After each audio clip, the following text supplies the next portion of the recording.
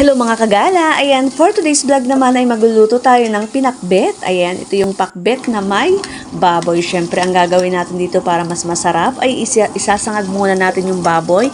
Tutustahin natin ng pagayaan at siyempre isunod natin yung ating bawang. Papupulahin mga kagala. And then, yung ating sibuyas.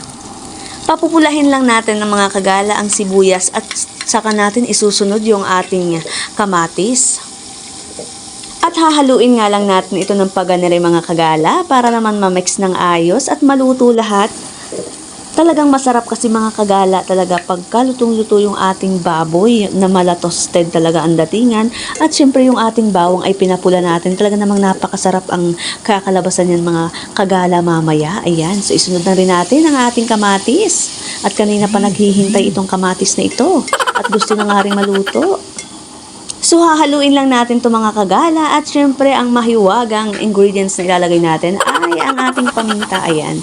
So, bubudburan na natin siya ng paminta mga kagala. At pagkatapos nga niyan mga mare ay isusunod na rin natin dyan yung ating kalabasa.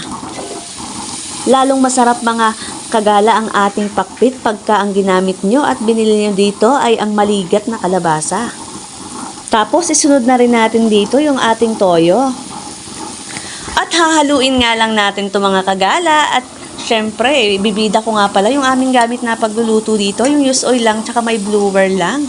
O ganyan na ganyan mga mare, o diba napakatipid.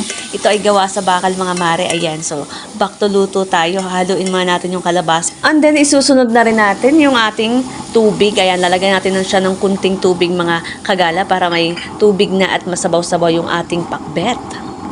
At syempre mga kagala, hindi mawawala dyan yung ating oyster sauce. Ayan, isa sa nagbibigay lasa lalo sa ating pakbet. So hahaluin lang natin itong mga kagala at tatakpan lang natin. And then, hihintay lang tayo ng kunting minuto bago natin ilalagay naman yung ating ampalaya. So ayan, bubuksan muna natin mga kagala at ilalagay naman natin dito yung ating sili para may sipa yung ating pinakbet.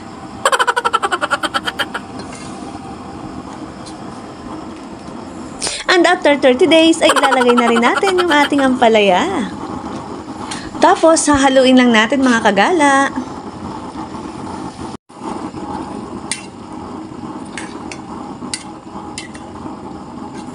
At ito na nga mga kagala, tapos na tayo magluto ng ating pinakbet at talaga namang napakasarap mga kagala.